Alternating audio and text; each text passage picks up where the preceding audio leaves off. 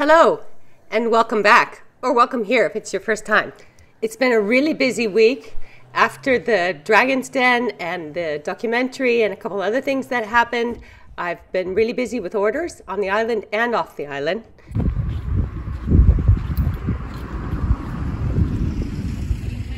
Kalimera.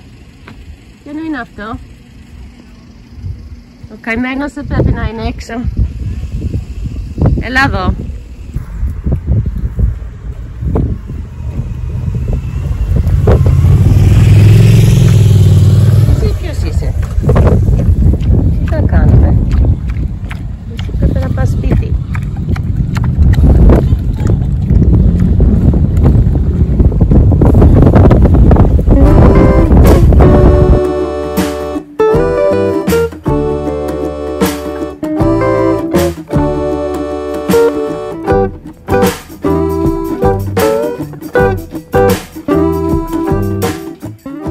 I've come to one of Kea's ancient paths to walk a bit and to see if I can get the drone to follow me.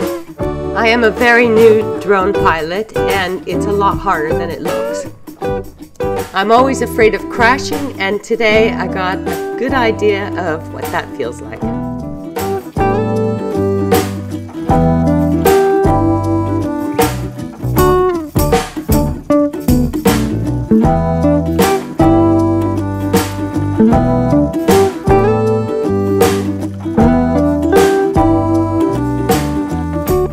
This is one of more than a dozen ancient paths on Kea Island. These paths were built probably around the 4th century BC. The one we're on today goes from the village of Ioulida, which is the capital, all the way down to Ojia Bay. This is one of the wider ones, wide enough for a cart to go down, or at least for 2 donkeys to pass each other without any problem. If you walk all the way down to the bottom of this path, it leads you all the way to sea level from about 250 meters elevation where it starts. Kea Island is quite mountainous. The top parts are about 450-500 meters elevation. It's pretty extraordinary to see what work went into making these, laying the stones down and the walls. There are more walls and terraces on Kea than any other island I've seen. And that's because in ancient times, there might have been as many as 20,000 residents. Today, there are only 2,000. This path and most of the ancient paths go through the ancient oak forest of Kea. I'm just so impressed by these walls. I never get over the fact that there are so many kilometers of stone dry walls across the entire island. I have a lot to learn. And today wasn't a very good day to come out and practice because it was super windy, and as you can see, it's hazy, so it's not that beautiful. You can't really see how windy it was. It was just coming up. I was really surprised how the drone would get thrown off by maybe 6 or 10 meters just with a gust. That's a very old plane tree, and this is what's called Benjamin Spring. And it was traditionally a place, and still is a place, where people water their animals. There are many springs and water sources across Kea Island, and this is one of the largest and most predominant ones. I will certainly come back on a day that's clearer, when you have a better view of the islands in the background, and when it's not quite so windy, so I can get a better handle on flying this drone. I like these photos because you can get an idea of the terracing and the oak trees all across the landscape. So I thought I was getting the hang of it. I was getting pretty cocky, if I tell the truth. And then, rather than push forward, I pushed backwards by mistake, and the drone slammed into the tree. I'm not quite sure what happened here. I obviously pushed some setting on the camera inadvertently while I was trying to film myself getting the drone out of the tree. All I could think of this whole time was, oh God, this is a 650 euro problem. It's not my drone. A friend of mine very generously lent it to me, and I was very, very concerned at this moment that I had damaged it irreparably. When I started shaking the tree, it fell out almost immediately, And it was almost like it was falling in slow motion, and I had plenty of time to step forward and grab it in my hands. Phew, I was so relieved. So I've learned my lesson, and I won't be flying the drone in wind anymore, although it actually wasn't the wind's fault, it was my fault. Visitors to the island get a little bit freaked out by our roads. There are no barriers on the sides. They are quite bendy. There are often livestock in the middle of the roads. Trucks come barreling up and down. But overall, if you drive slowly, they're not particularly dangerous. They just look a little bit more dangerous than they actually are. Having said that, you do see these little churches on the side where people have lost their lives. Just like Latin America, that's quite a common thing here. I'm headed back down to the farm, which is at sea level, very close to the port of Corisia in Kea. And I'm going to show you around my garden. I'd really like to appeal to you to subscribe, please. It really helps this small channel to get the promotion it needs from YouTube in order to survive. And I very much appreciate every single one of you that has subscribed, so thank you very, very much. And I'm happy to see that the pig has returned home and is behind the gate on the left over there.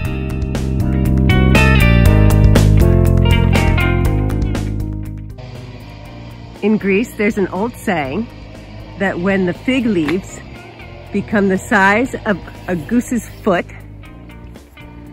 spring has arrived. It looks like we're there. These are definitely the size of geese feet.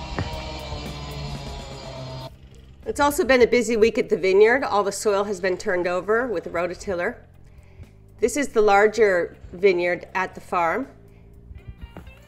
The vines are waking up. These are very, very old Greek varietals called Mavrodi and Mavrotragona, which have gained a lot of popularity recently as people look for heirloom wines. And up this way is one of my favorite corners of the farm. It's the first vineyard that was ever planted. It's more traditional, you'll see. And these are Merlot and Cabernet varietals. This vineyard was pruned back earlier. And see, it's way ahead of the other one.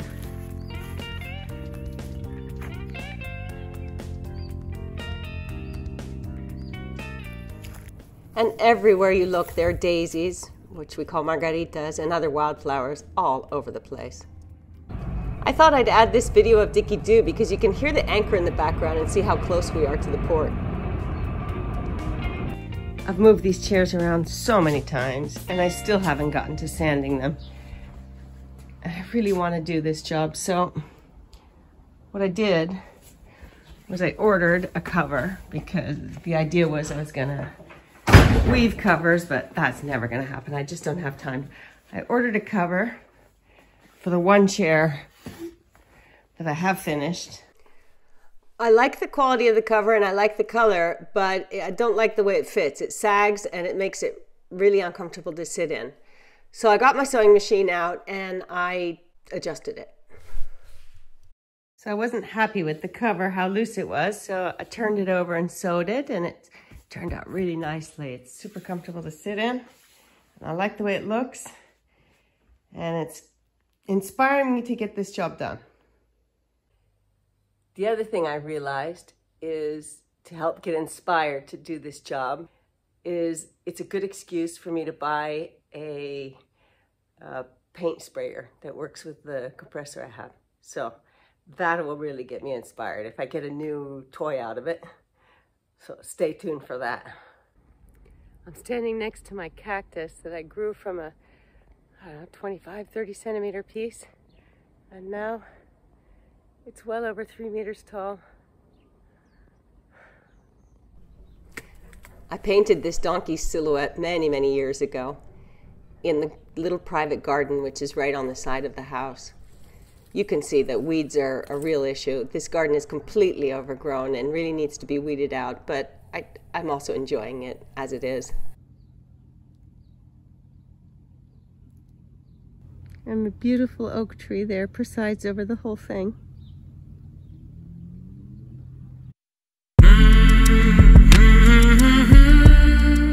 I waited a few days and the wind died down, and I got myself back up to the capital, Ioulida, or Hora, to take the drone out again.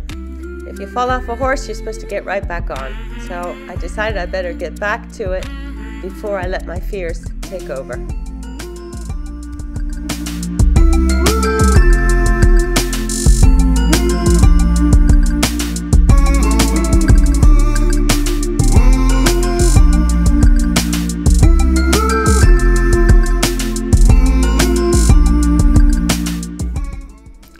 This village is a medieval village, but it's at the very same site where there was a settlement, one of the 4 city-states in the Archaic period of Greece, from 800 BC to 480 BC.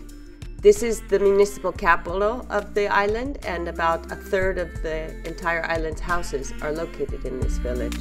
There are 3 large churches, and I look forward to filming the epitaphs that come down to the main square from all 3 churches next week during the Greek Orthodox Easter and Good Friday traditions.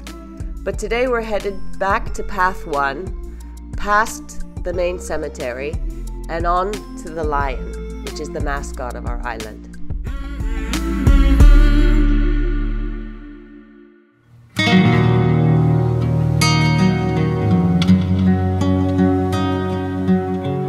In the Orthodox tradition, when you die, your body is put in a tomb and then it's exhumed after some years, and your bones are put into a small church with the rest of the family. That's one of the reasons you see so many churches in the Greek landscape. There's been a lot of controversy about this lion. Nobody actually knows who carved it or when it was carved, but the consensus currently seems to be sometime prior to 600 BC. Legend has it that the gods sent the lion to Kea to wreak havoc with the water nymphs, who were so beautiful that they made the gods jealous. Seeing this lion from the air like this has given me a whole new appreciation, and I can see how charming he really is.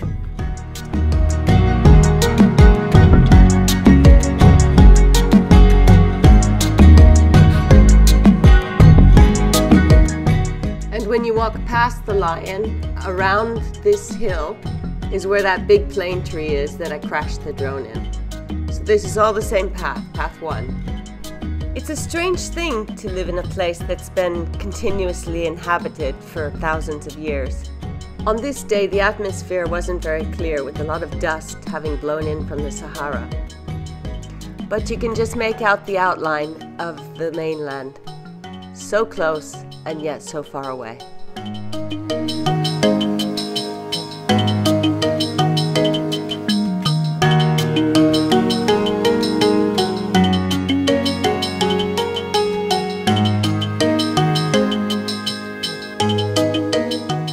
It's been a pleasure sharing more of Kea with you. On my way back, I was astounded by the amount of red poppies along the road. Red is a very important color in the Greek Orthodox tradition, and I look forward to telling you more about that in my next video, which will take place over the Holy Week. So have a great week ahead, and thanks so much for watching.